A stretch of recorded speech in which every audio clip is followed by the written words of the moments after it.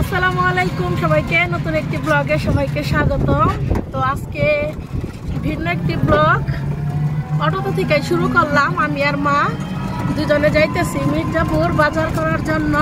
বাড়িতে মেহমান আসবে, এর জন্য বাজার করার জন্য যাইতেছি। তো আপনারা পুরো ব্লগটি দেখতে থাকুন, আশা করি খুবই ভালো লাগবে। এর আগের ব্লগে তো শুধু রাস্তাঘাট দেখাইছি, কোথায় যাই আজকাল তা দেখাবো না, একদম মির্জাপুর যা দেখা হইতেছে।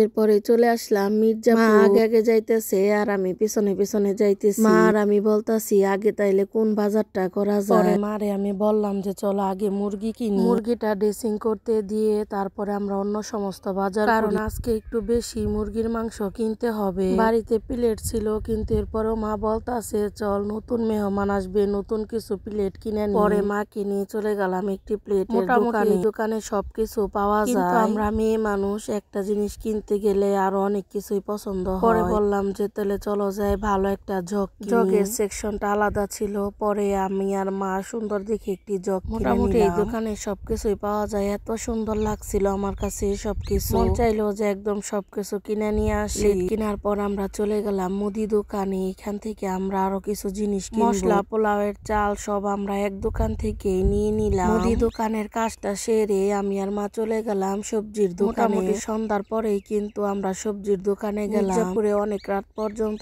সবজির দোকান খোলা থাকে। তো সবজির দোকান থেকে আমরা প্রয়োজনীয় সবজি, সালাদের সবজিগুলোও কিনে নিলাম। এরপর আমরা মুরগির দোকান থেকে মুরগিটা নিয়ে এখন চলে যাব বাড়ির উদ্দেশ্যে। আমার ভাই পেঁয়াজও খুব পছন্দ করে, পরে পেঁয়াজও কিনে নিলাম। এই তো সবকিছু বাজার নিয়ে আমি আর মা বাড়িতে চলে আসছি। আপনাদেরকে আগের ভিডিওতে বলছি আমার ভাইয়ের জন্য পাত্রী পছন্দ হয়েছে, এর জন্য পাত্রীপক্ষে থেকে লোক আসবে, আবার আমাদের বাড়ি ঘর লোক আসবে। এর জন্য আমাদের গ্রামেও কিন্তু দুই একজনকে বলা হয়েছে, কারণ বিয়ের ব্যাপার, এর জন্য তো আশেপাশের মুরব্বীদের মুরগিগুলো আমার ছোট বোন নেহা পরিষ্কার করে ধুয়ে নিতে। মেহমানদের জন্য আমাদের বাড়িতেই দই করা হবে। আমার আব্বা খুব ভালো দই বানাইতে পারে। আমাদের গ্রামে যদি কোনো অনুষ্ঠান হয় তাহলে কিন্তু আব্বা যে দই পাইতে দিয়ে আসে। দই তো মাপ করে জাল দিতে হয়, মা বাড়িতে আসে, এর জন্য দইয়ের দুধটা খুব ভালোভাবে জাল হয়নি। মা আবার এখানে এসে জাল দিতে, দুধের উপরে সর পড়ছিল, দেখছেন কত সুন্দর একটা কালার আসছে। এইদিকে নেহা মুরগিটা খুব ভালোভাবে কেটে নিল, রোস্টের পিসগুলো খুব সুন্দর করে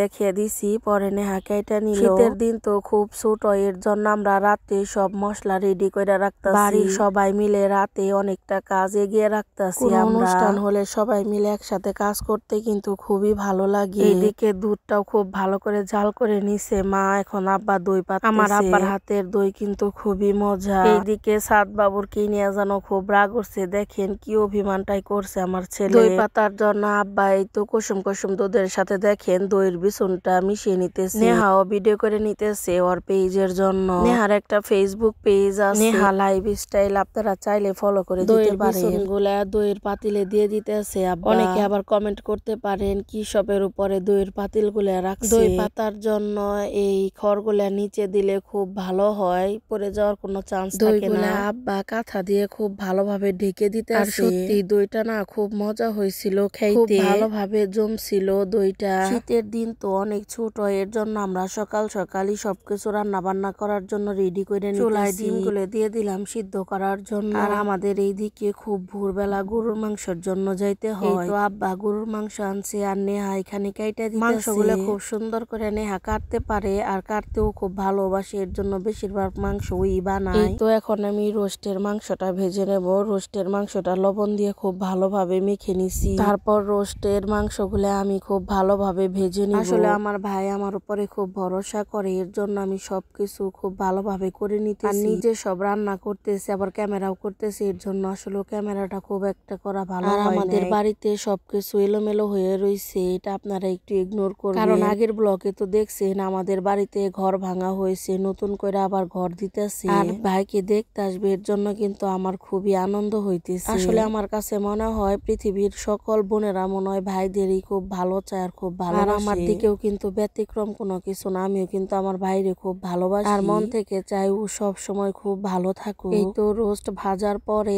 আমি ডিমগুলো আবার তেলের মধ্যে ভেজে নিতেছি হলুদ দিয়ে। এর মধ্যে আবার বাড়িতে রাজমিস্ত্রি আসছে কাজ করার জন্য, তাদের আবার দুই একটা কাজে হেল্প করতে হয়, এর জন্য মা তেমন একটা আসতে পারে না এই কাজে। ডিমটা ভাজার পরে কিন্তু এবার আমি রোস্টটা রান্না করে নিব। আর আমার হাতের রোস্ট কিন্তু আমার পরিবারের সবাই খুব পছন্দ করে, বেশিরভাগ পছন্দ করে আমার বাবুরা। আর বাবুর আব্বু সবসময় বলবো, মিম তুমি রোস্ট বানাইলে গ্রেভিটা একটু বেশি করবা, তোমার হাতের যে রোস্টের গ্রেভি এটা দিয়ে 1 প্লেট ভাত খাওয়া যায় অনায়াসে। আমার নাম কিন্তু মিমি, মিম দুইটাই। আমার বাবুর আব্বু কিন্তু আমাকে মিম বলে ডাকে। আপনাদের সাথে কথা বলতে বলতে দেখেন আমার রোস্টটা রান্না হয়ে গেছে। রোস্টের রান্নাটা কেমন হয়েছে অবশ্যই কিন্তু কমেন্টে জানাবেন। এখন গরুর মাংসটা রান্না করে নিব। গরুর মাংস রান্না করার জন্য হলুদের গুঁড়া, মরিচের গুঁড়া সব মশলা দিয়ে খুব ভালোভাবে দিন ছোট থাকার কারণে কিন্তু আমাদের রান্না করতে একটু দেরি হয়ে গেছিল। এর জন্য কিন্তু আমরা 2 চুলায় রান্না করা শুরু করে দিলাম। এদিকে দেখেন আমি মশলাটাকে কত ভালোভাবে কষিয়ে নিয়েছি, কালারটা কত সুন্দর আসছে। এখন দিয়ে দিব গরুর মাংস। এর মধ্যে মেহমানরা ফোন দিছে যে আমরা 1 ঘন্টার মধ্যে এসে পৌঁছাবো। আমরা তো সবাই চিন্তায় পড়ে গেলাম, আমাদের এখনো রান্না বান্না হয় না। মাকে বললাম যে তুমি আরেকটা চুলায় পোলাও বসিয়ে দাও আর আমি মাংসটা রান্না করি। আসলে ভালো কিছু রান্না হতে হলে তো একটু সময় দিতেই হবে। দেখেন এখনই আমার মাংসের কালারটা কত সুন্দর আসছে। আর মেহমানরা কিন্তু আমাদের রান্নার প্রশংসা কিন্তু আমাদের পাশের বাড়িতেই করে গেছে। আমরা রান্না রেডি করতে করতে কিন্তু মেহমান চলে আসছিল। আর সবকিছুর দায়িত্ব কিন্তু আমার উপরেই পড়ছিল, কিভাবে সবকিছু বাইরে দিতে হবে। কাজ করতে করতে কিন্তু আমি আর ক্যামেরা করার সুযোগই পাই না, এর জন্য আমি আন্তরিকভাবে দুঃখিত। পোলাও এবং সাথে কিন্তু মুরগির মাংস রান্না করা হয়েছে, পাকা খাতা হয়ে গেছে। এর জন্য আমি আর সময়ই পাই না ভিডিও করার জন্য, কারণ আমার ওইখানে কথা বলতে হয়েছিল। আসলে অনেকগুলা লোক আসছিল ওই পাশ থেকে, এর জন্য আমাদের বাড়িতে তো অনেক রাজমিস্ত্রি, তাদেরকে আর এত লোকের মাঝে বলতে পারি নাই। পরের দিন ভাবলাম যে তাদের একটু বিরিয়ানি রান্না করে খাওয়াই। বিরিয়ানি রান্না করার জন্য নেহার মা মানে আমার খালা কাঁচামরিচ বাইটা দিছিল। পরে আমি আর খালা দুইজনে মিলাই বিরিয়ানিটা রান্না করে নিতেছি। আমার ভাইরে কিন্তু তারা দেখে পছন্দ করে গেছে পাত্রীপক্ষরা, এর জন্য সবাই মিলে বসে বিয়ের দিনক্ষণও কিন্তু ঠিক করে গেছে। আমার ভাইরও তেমন ছুটি নেয়, আমরাও চাই যে তাড়াতাড়ি হয়ে যাক। পরে আমি বললাম যে মা চলো আজকে মামাদের বাড়িতে যাই, গিয়ে দাওয়াত দিয়ে আসি। বিদেশ থেকে আসার পরে কিন্তু মামাদের সাথে দেখাও হয় না। আর কয়েকদিন আগে তো আপনারা ভিডিওতে দেখছেন আমরা খালার বাড়ি গেছিলাম। আর আমার 2টা ফুপু, তাদেরও কাছে বিয়ে হয়েছে। দূরের আত্মীয় বলতে কিন্তু শুধু আমার নানু বাড়ি। পরে ভাইকে বললাম যে রান্না বান্না শেষে খাওয়া দাওয়া করে চলেন যায় আজকে মামাদের দাওয়াত দিয়ে আসি। হলে তো অনেক রকমের কাজ থাকে বাড়িতে, এর মধ্যে বেশি দিন সময়ও পাবো না আমরা, হাত কেনাকাটারও একটা বিষয় আছে। পরে ভাই বলল ঠিক আছে তাইলে চল যাই, মামাদের আগে দাওয়াত দিয়ে আসি। এর জন্য কিন্তু খুব তাড়াহুড়া কইরা রান্না কইরা নিতেছি। ভিডিওতে কিন্তু হাড়িটা একটু ছোট লাগতেছে, কিন্তু অনেকগুলা কিন্তু বিরিয়ানি রান্না করতেছি আমরা। এই তো চালটাকে খুব ভালোভাবে কষিয়ে নিতেছি। আর বিরিয়ানিতে কিন্তু আজকে আমরা একটু বেশি করেই দুধ দিছি, এর জন্য দেখেন একটু সাদা সাদা লাগতেছে। ভয়েস দিতেছি আর বিরিয়ানিটা দেখে আমার খুব খাইতে মন চাইতেছে। সত্যি খুব মজা হয়েছিল বিরিয়ানি রান্না করা শেষ। এইখানে তো আমাদের ওই বাড়ির লোকের জন্য বাড়া হয়েছে, এইখানে সালাদও কাটা হয়েছে।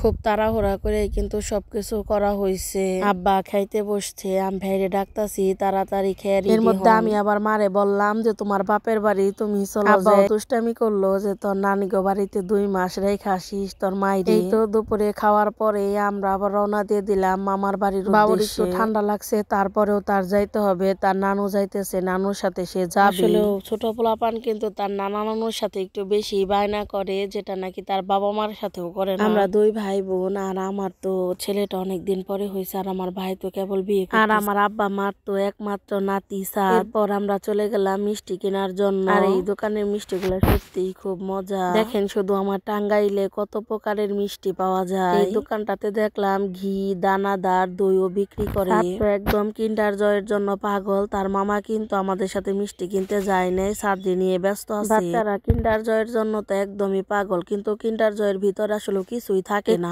চকলেট আর ছোট্ট একটা খেলনা থাকে। তারপরেও কিন্তু অনেক দাম নেই এই কিন্ডার জয়। দেখেন আমার ছেলেটা কত খুশি। সিএনজিতে উঠে আসলাম, কিন্তু তখন আর ভিডিও করা হয় না। সিএনজি থেকে নামার পর কিছু দূর কাঁচা রাস্তা হাইটা যাইতে হয়, ভাই আর বাবু হাইটা যাইতে। সামনেই দেখি মামা বড়শি দিয়ে মাছ ধরতাছে। আমার মামাদের এলাকায় কিন্তু 12 মাসই পানি থাকে। দেখেন এখনো কত পানি। ভাই দেখেন মামিদের ঘরে টুকা দিতেছে, একটু দুষ্টামি করতেছে। দেখেন মামাদের ঘরের সাথেই মসজিদ। তারপরে আমরা কথা বইলে কিছু খাওয়া দাওয়া কইরে আবার চলে যাইতেছি। আমরা আগে থেকে ফোন দিছিলাম সাবি তুই নানু বাড়ির এখানে আয়, আমরা যাইতেছি নানির বাড়ি। এই তো দেখেন সাবি তো চলে আসছে, একসাথে আমরা সবাই যাইতেছি। সামনে কিন্তু খুব ভালো ভিডিও আসতেছে, আপনারা কিন্তু আমার চ্যানেলে সাবস্ক্রাইব করেন এবং পাশে থাকা বেল আইকনটি ক্লিক করে নোটিফিকেশন পেতে। সবাই ভালো থাকবেন, সুস্থ থাকবেন, আল্লাহ হাফেজ।